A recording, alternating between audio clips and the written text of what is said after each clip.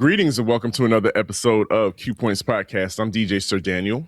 And my name is J. Ray, sometimes known by my government as Johnny Ray Cornegay III. And Sir Daniel, what's interesting about our leadership is it's a very interesting history between how they have been represented in Black music and Black culture over the years. And it's time we talk about it. And J. Ray, we just have to hold that. We have to hold that as a community.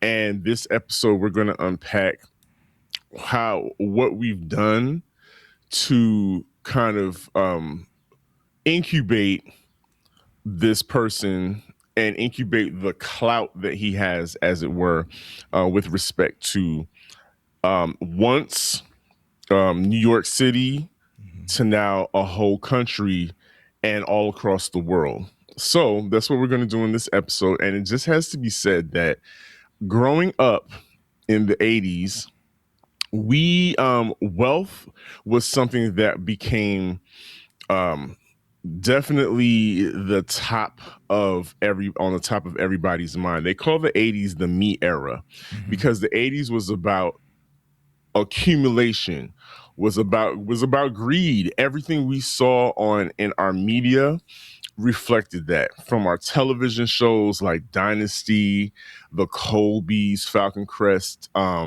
Dallas, to the television shows like Lifestyles of the Rich and Famous, where wealth was just put in our faces and say, see this, this is what we have and you don't. There's a very concrete line, a gold line, if you will, that was drawn in the sand of the world of the haves and the have-nots. Yeah. And so that was pushed in our faces.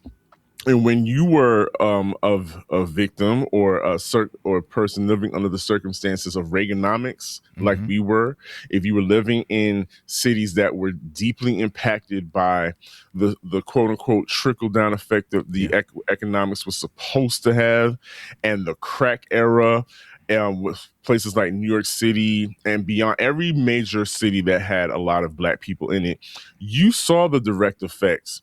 Or you saw the difference of the haves and the have-nots. It was so plain to go from your neighborhood to in just one train ride to see how the other half was living, and that they were living in opulence.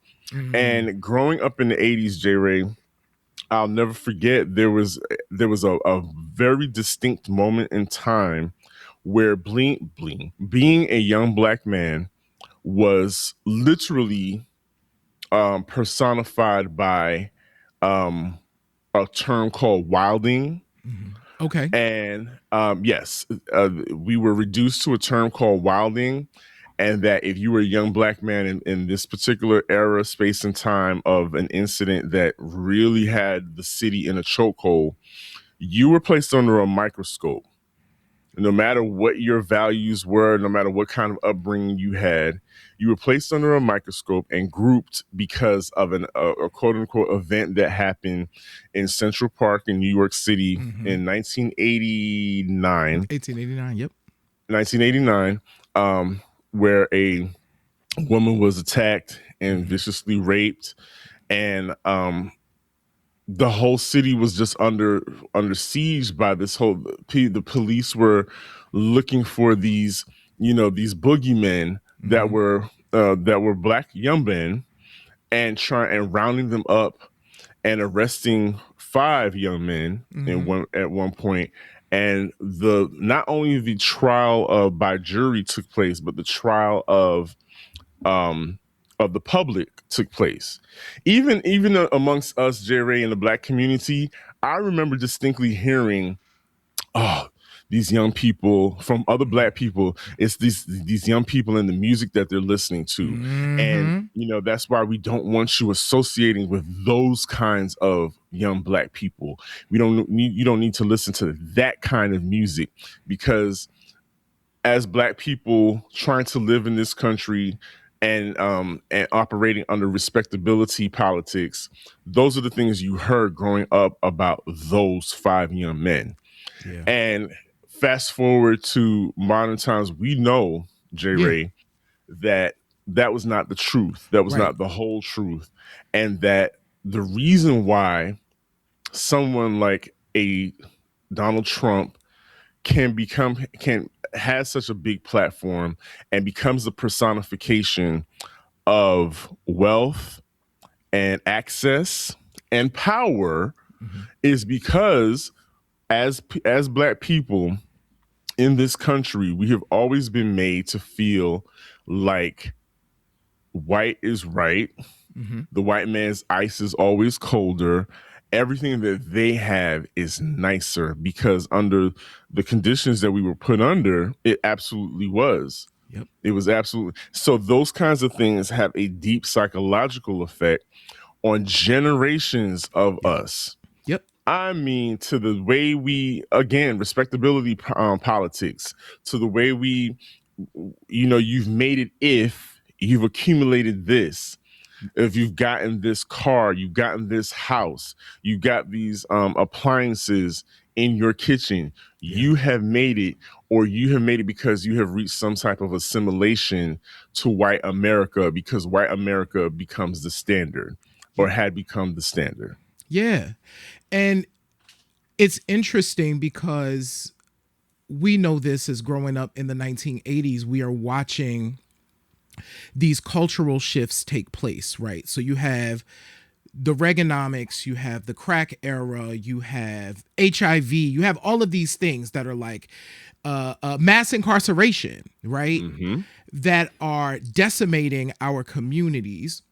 And at the same time, you have the rise of music that is lifting black folks from these very same communities out of those communities and ascending them closer to that model that you're talking about, right? So it is allowing black folks, we're talking about hip hop specifically. One, it's giving young black people, particularly young black men and young black women, visibility. It's giving them access to money, more money than many of them have ever had, right? Right. And it is allowing these folks to ascend and, in some cases, assimilate, right, into Yes. this world that you have laid out for us. And so these things are all happening at the same time. But and not even but by 1989, Donald Trump has moved from a local kind of tri-state figure, like a New York figure that people knew, because Trump Tower was built and existed from the early 1980s, right? So Trump's name was very synonymous with real estate, which has a racist history, right? So y'all can look up that history. I think that's really important, right? Specifically his family too. Specifically his family. Exactly. So that is a very important history, right? So that's already coming. And by 1989, Trump, the character, I'm not talking about the person at this point, but kind of the character of, or the image of what that name represents becomes its own thing. But I want to bring it back to May 1st of 1989, because I think this is a really important moment because there are two things happening at the exact same time. So May 1st, 1989, Donald Trump, in a signed ad, took out ads in four major New York newspapers. So the New York Times, the New York Times, the New York Daily News, the New York Post, and the New York Newsday. Not as familiar with that one. I'm not sure if the New York Newsday is still around. But anyway, this ad, the headline of the ad was "Bring back the death penalty. Bring back our police." And there was a letter signed by Donald Trump, which was before the trial of the young men, the Exonerated Five, right? So I want to name their names because I think that's really important. Antron McCray, Kevin Richardson, Yusef Salaam, Raymond Santana, Corey Wise, right? Let's name these brothers' names. And This is before the trial. So these, of course, these young men end up being convicted. We know now that was a lie. They were convicted incorrectly, and they are considered the Exonerated Five. But on May 1st, 1989, this ad comes out. We'll make sure that we link it in the description. And that's in May 1st of 89. At the same time in 1989, right? Donald Trump's name starts to show up in music, right? Because by then, this figure has now started to transition to a symbol, a unit of measure in many ways of opulence, of money, of all of those things. And so in 1989, we have the Fat Boys mentioning Donald Trump, actually an early mention of Donald Trump as a unit of measure. We have the Beastie Boys on their Paul's Boutique album has created a fictional character called Donald Tramp, who is a person experiencing homelessness, and they're kind of telling this story, but it's hearkening back to Donald Trump. And at the same time, Prince is writing a record. So the Time is planning to release a record that never comes out. It's called Corporate World. And Prince writes this song called Donald Trump Black Version. Donald Trump Black Version, written by Prince. You know, Morris Day is singing how this is a man that fulfills your every dream, fulfills your every wish. It is a 90s love affair, you know, like, so equating this idea of this extreme wealth, this ability to like give a woman in this instance everything she wishes, but representing this idea of Donald Trump as like the way to do that, like being that rich, right? Yeah. You said something earlier that I wanted to call back to about Donald Trump that relates to Donald Trump Black Version. You mentioned dynasty. And I think what's really interesting is when you listen to Donald Trump Black Version, right? The first thing that popped into my head was like this vision of like Dynasty and Dallas, like all of these very opulent TV shows that we used to watch on television. So you got the saxophones, solos, and all of that juxtaposed to this idea of like this extreme wealth, capitalism, the ability for a man to give a woman everything is what a woman really wants, right? And I think the setting of that up sets us up for where we are today. And I just thought it was an interesting moment in time that Prince would write this song. It ended up coming out on Pandemonium, the Times 1990 album, because Corporate World never came out. So I think this is one of 3 songs that got saved from that recording project. But yeah, Prince wrote a song called Donald Trump Black Version that Morris Day sings. So I want to say this. I don't want anyone listening to this episode to think that J. Ray and I, Sir Daniel, are laying this country's problems on the feet of Black people. No. We are not saying that at all. What we are saying is that what art does reflect people's reality. Art actually reflects what you take in on a daily basis. What you know, there's this saying in the Bible, what you become, what you behold. And a lot of us were beholding to what the media was presenting to us as wealth, as opulence, as the barometer of what success in this country looks like.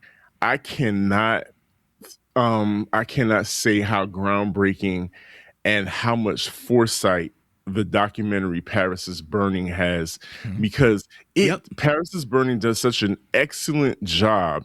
It's not just about ballroom culture. It's really a fantastic look at New York in the 80s, but what also becomes a more global problem of how the perception of wealth can lead to people doing anything to attain that wealth because you covet what you see on a daily basis.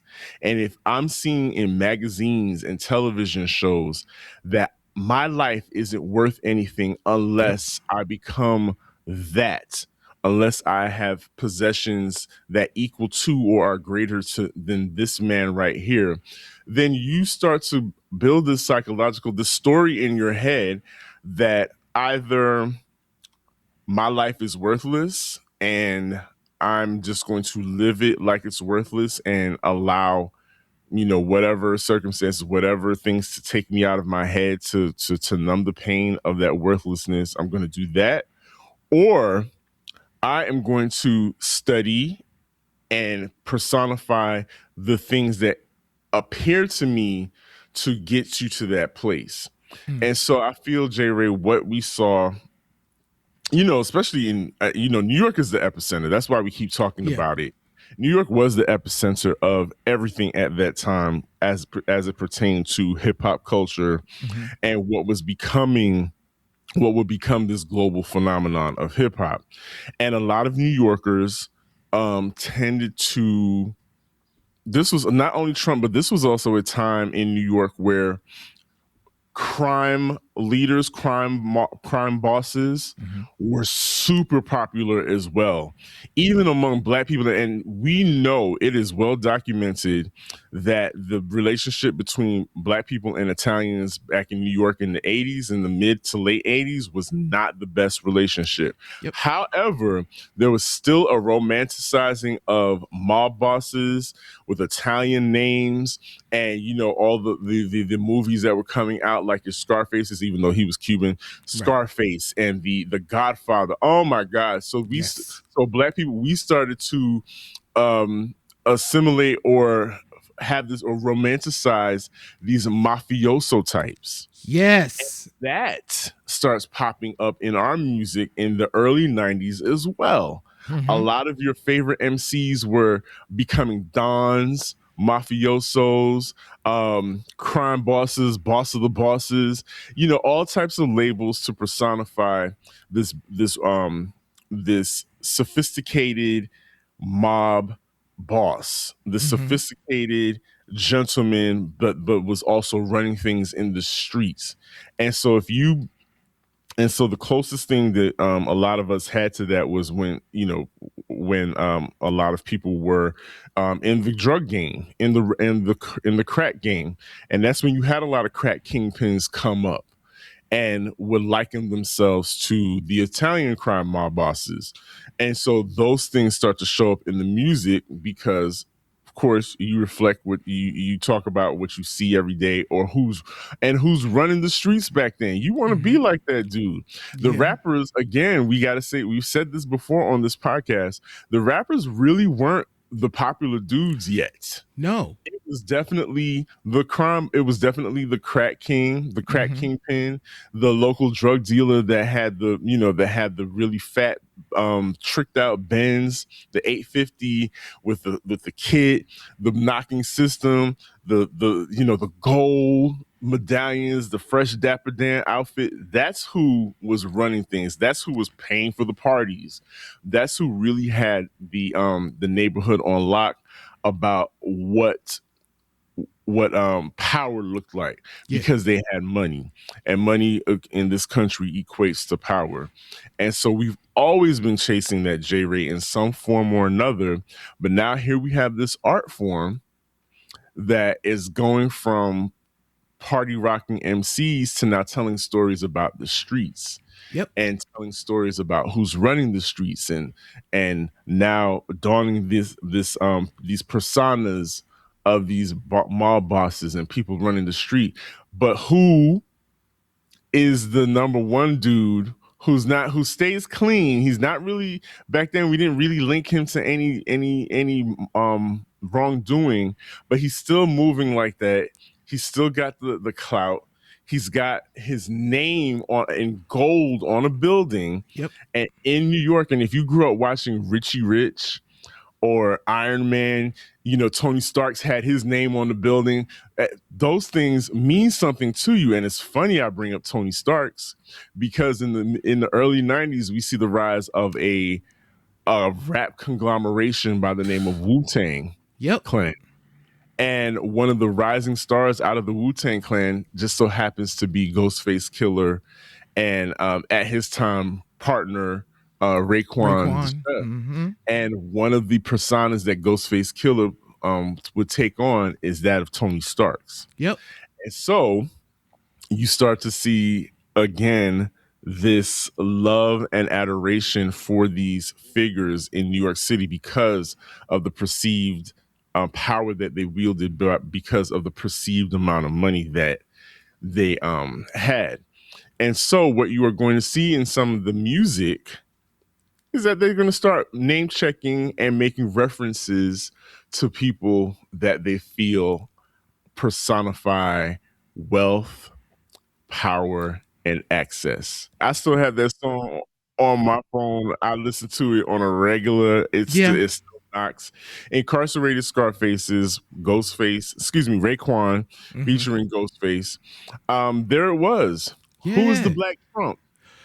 Can we? I'm so glad you mentioned this idea of the Black Trump, because I think that harkens back to the conversation that you were having earlier about the othering, like Black folks being made to feel like we have to be a Black version of this other thing that is outside of our culture.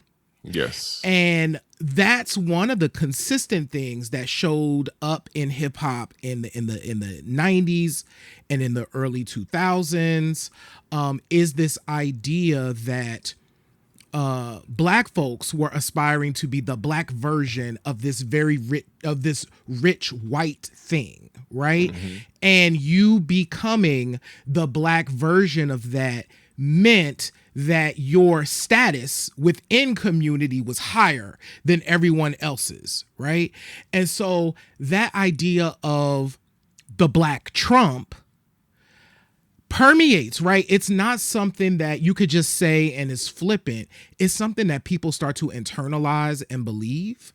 Yeah. And that is the kind of cultural cachet that travels outside of community and gives rise to a person like Donald Trump having even more power, right? Mm-hmm. So there is a way that all of this, and we're talking about this here in the music, specifically Black music here, but this is consistent, I think, across culture, where Donald Trump becomes, and the character of Trump, and oftentimes the person Trump, because showing up, but it's what Trump represents that becomes glorified. And I think that is a thing that stays with people. And that's why, going back to your earlier point, being careful about what we say, how we say it. And I also think we're in this time where we do have to take a step back and start reflecting on the way we platform people, right? I don't know that it needs to.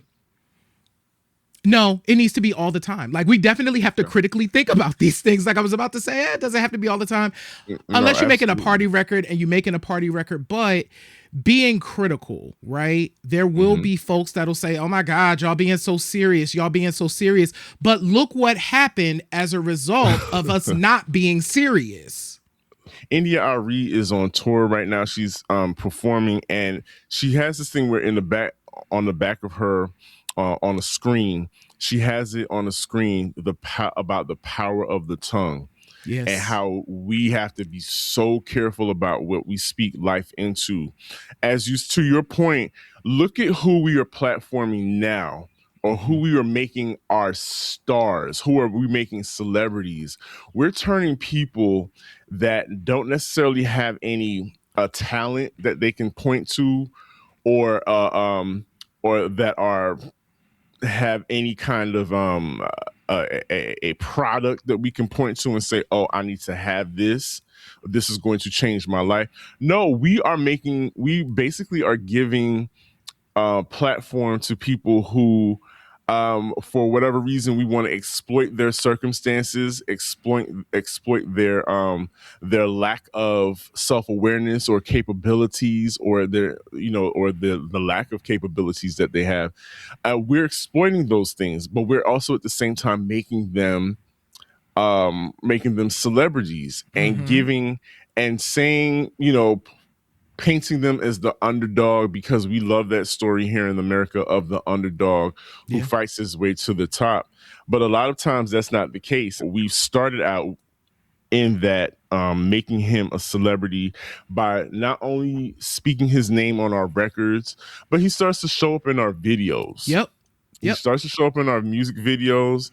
He starts to show, which then tells people, oh, this guy is a character. And then that leads him to cameos on television shows. Yep. Narratives are really important, y'all. Like, this is all super important. This all becomes part of the way that people's ideas shift or begin to accept things, because we start to accept things as like a normal way of things being, and where we have to be able to take that step back and be like, nah, none of it, like, this isn't normal. You know what I'm saying? Normal. He showed up in our living rooms on a weekly basis on a television show. And so therefore it endeared him to certain people. And it made him, again, the barometer of what we should strive to be and who we should try to be in this country. And then we see our own people mimicking him. Right after that, right? Like Work for Diddy, making the band, all of those things to show how bad you want to become and to personify this person, because the media has said this is what you need to be. This is who you need to emulate. Yep. I want to there are, and we'll link in the description, because there's a lot of history as it relates to referencing of Trump in hip hop, in black music overall, but particularly in hip hop. But I do want to send some love, because it wasn't all flattering, right? Or it wasn't all praise. I just want to give some love to the Coop, Boots Riley, Pam the Funktress. They were very clear about the way they referred to when Trump was mentioned in a song. It was often mentioned in a way that was critical of the history of what was happening, and keeping that in mind. So I just wanted to let folks know that there are other examples, and I'm just pulling that one up as an example. But we will include some links. OK Player has a great article about this. There's a couple good articles out there from like 2016 to 2018 about Trump and hip hop, but we definitely wanted to lift this up because we're in this moment in time where, if you're asking the question, how did we get here? What we are lifting up in this show is, here is one of the ways that we got here, and hip hop and our music and the way that these stories have come to us is one of those things. And we just have to hold to Sir Daniel's earlier point. We have to hold that and learn from it and figure out how to move differently, I think, in the future. And if there's one thing I want to leave with folks before we get out of here today is, it's okay to be critical of what you take in, right? Yes. It is not, and it's okay to be critical of what's being given to you. So if you're thinking about your local radio stations and you have a problem with what's on that station, you need to call that station and be like, no, kids are listening at this hour, this is playing, and this is unacceptable music. You can say that. You know what I mean? And you can organize your community to respond to things like that we are deeming that, hey, this is unacceptable, don't play it. Because we do need to be mindful of how these things start to show up in our art, because they create narratives and people make choices based on the narratives that they get. And I was surprised, honestly, Sir Daniel, when we began to research for this show. I'm glad we had the idea, but when we started to dig into it, I'm like, oh crap. Yeah. Yeah. The idea Yeah. of the Black Trump is a very clear idea that's been around for a minute. Absolutely. And it was done on purpose. Yep. And yeah, I just want to piggyback and what everything you said about what we want to uplift in this moment, in this episode, is to just be mindful of what you take in. Mm-hmm. Just be mindful of, what you do have control of is how you set your algorithm. And the algorithm is not just about the app that's on your phone, but the algorithm of your mind, of your brain. Mm-hmm. Because what we also do is we're allowing a lot of how terrible everything is, allowing that to set the algorithm in our brain, because what we're saying is that, well, if everything's terrible, I'm just going to attract more terrible things, because that's the way your mind is operating, and you don't know it, but you're drawing those things to you. And so we all deserve a reset. We all deserve a reset in this moment. And the way that you start off a reset is that you have to acknowledge, okay, I've been taking in some bull. I've been really, and it's been for a very long time. I've helped perpetuate it. I need to stop. Yeah. And again, it starts with what you behold. You become changed by what you behold. I really do believe that. And so we're not preaching here, but we just want to make you aware of what's happening. And hopefully this is a light bulb moment, and just be real selective of who you let in and out of your minds at this in this moment of time. Yo, I definitely second that, Sir Daniel. Thank you so much for y'all tuning in to today's episode of Q Points. If you can see our faces and hear our voices, subscribe wherever you are. If you enjoy Q Points, chances are folks in your lives may enjoy Q Points too. So go ahead and share the show with them, friends, family, colleagues. Make sure that they know what we are doing over here. Visit our website at qpoints.com. There you can watch our entire archive of episodes. There are tons of stuff to take in. You can also become a member, and we would love it if you became a member, because it helps to keep the lights on in Q Points land. That way you get to support the show, make sure that we keep having the opportunity to do this. But it's just not about us. You get a bunch of stuff. So if you like this, we got other stuff that is just for the members, and you should check it out. You can join on our website. Check us out on Substack. We have a lot of other content over there. And shop our store at store.qpoints.com, where you can get gear like Slow Jams Can Heal Us, as well as other stuff. We appreciate y'all. We love y'all. Absolutely. And like I always say, in this life, you have a choice. You can either pick up the needle or you can let the record play. I am DJ Sir Daniel.